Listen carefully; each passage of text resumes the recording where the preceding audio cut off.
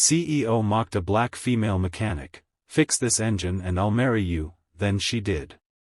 Have you ever seen arrogance so powerful it turns into regret in a single moment? Stay with this story until the end, because what happened between a proud CEO and a humble black female mechanic will change how you see strength, pride, and respect forever. And before we begin, please like this video and subscribe to Kindness Stories for more powerful true stories that touch your heart and open your mind. It was early morning in Atlanta, and the sound of tools clinking filled the air at Duke Motors, a busy auto garage that smelled of oil, steel, and hard work. Among the mechanics moving around was Amara Johnson, a young black woman who had worked harder than most to earn her place there. Every day she faced people who doubted her, customers who looked at her and thought she was only there to clean cars, not fix them. But she had learned to turn every insult into motivation. Her hands were strong, her eyes sharp, and her heart steady. She wasn't just good at her job, she was one of the best mechanics in the city. That morning, a silver Bentley pulled up to the garage. The car gleamed under the sun, but the sound coming from its engine told Amara it was in trouble. A tall man in a designer suit stepped out, sunglasses on, arrogance in every movement. He looked like someone who had never lifted anything heavier than a pen. His name was Ryan Blake, CEO of a successful tech company and known around town for his wealth and attitude. Everyone in the shop turned their heads when they saw the car and the man. They knew he wasn't just any customer, he was someone who expected to be treated like royalty. Ryan walked in and called out, "Who's in charge here? I need the best mechanic. My engine died, and I have a meeting in an hour." His tone was sharp, impatient.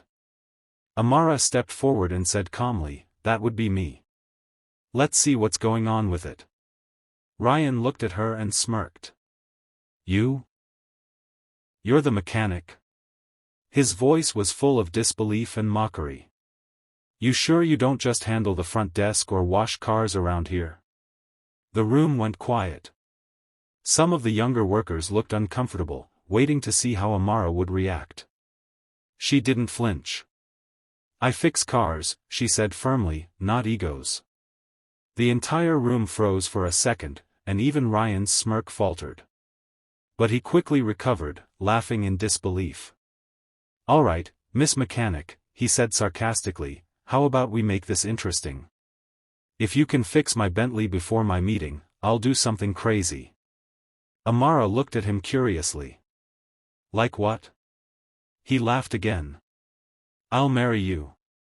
The mechanics around them chuckled nervously, thinking it was a joke. Amara didn't smile. "Be careful what you say," she replied, pulling her gloves tighter. Ryan leaned against his car with his arms crossed, ready to be entertained. "Go ahead," he said. Amara opened the hood and began to work, tuning out the whispers and his smug look.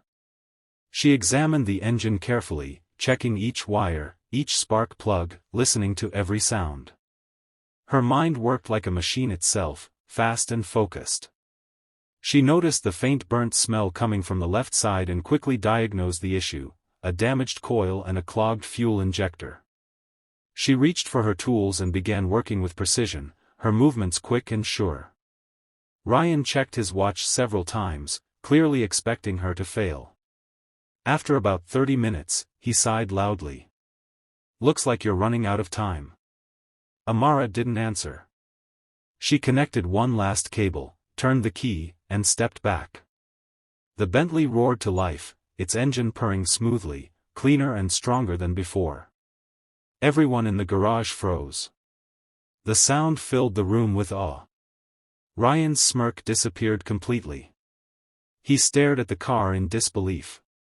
"How did you?" he stuttered. Amara wiped her hands on a rag and looked straight at him. "You were saying something about marriage?" she said, her voice calm but sharp. The other workers burst out laughing. Ryan's face turned red. All right, he said, trying to laugh it off. "You got me. Guess you're good at your job." Amara looked at him without smiling. "Respect isn't a joke," she said quietly.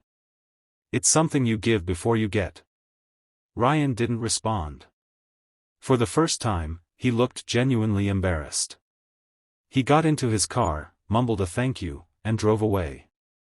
But something about her words stayed with him. For the rest of the day, he couldn't shake off the look in her eyes, the quiet strength, the confidence, the way she made him feel small without even trying.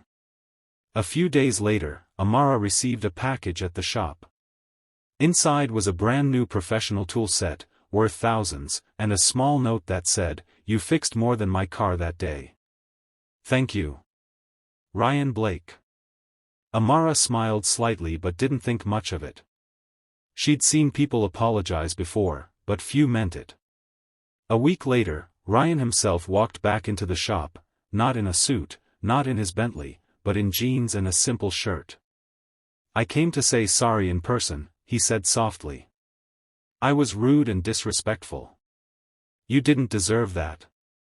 Amara looked at him carefully. "Apologies are easy," she said. "Change isn't." Ryan nodded. "Then let me show you I can change." From that day, he started visiting often. Sometimes he brought his own car, sometimes he just stopped by to talk.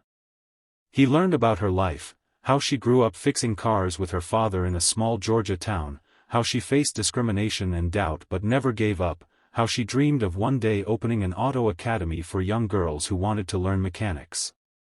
The more he listened, the more respect he felt. Slowly, friendship began to grow between them. He admired her strength, her discipline, her compassion for the people who worked under her. He realized she wasn't just skilled, she was inspiring. One evening, after closing time, he asked, "Do you still want to open that academy?" Amara smiled faintly. "I do. But dreams like that take time and money." Ryan looked at her and said, "Maybe I can help. Not because I pity you, but because I believe in what you're doing." Together, they began planning. Within a year, they opened AJ Motors Academy, a training center for women who wanted to work in the automotive industry. The day the academy opened, dozens of young women came with curiosity and hope in their eyes. Ryan stood beside Amara as she cut the ribbon, and for the first time, he felt proud not because of money or success, but because he had helped someone build something meaningful. "Guess I ended up keeping my promise," he said jokingly. Amara laughed softly. "You call this marriage?" He smiled. "It's partnership. That's what marriage really means." Years passed, and AJ Motors Academy became a huge success. Hundreds of women graduated from it, finding jobs, breaking stereotypes, and building confidence. Amara's name became known across the country as a woman who changed the face of her industry. Ryan remained by her side, not as a savior but as a partner, always crediting her for every bit of progress they made.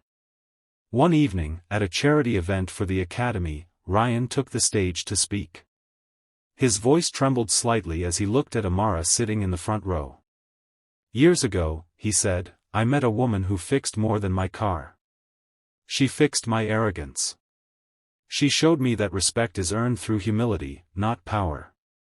I mocked her once, and she taught me a lesson I'll never forget." He paused, then smiled. "And now, I'd like to make that old joke a reality."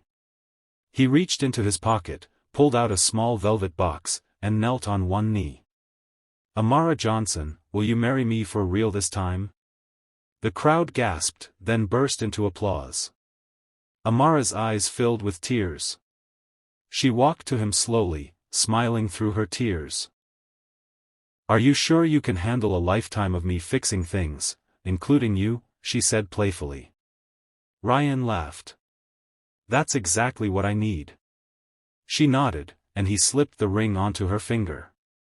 The crowd cheered louder, some wiping their eyes. It wasn't just about romance, it was about redemption, equality, and love built on respect. From that day forward, they became a symbol of change. Their story spread across news channels and social media, inspiring people who once believed success and love belonged only to a certain kind of person. Amara continued to run her academy with the same humility she always had, teaching girls that strength isn't about shouting louder, it's about standing tall when others doubt you. And Ryan became a different man, using his wealth not to show power but to create opportunities. Their marriage wasn't built on fairy tales but on truth.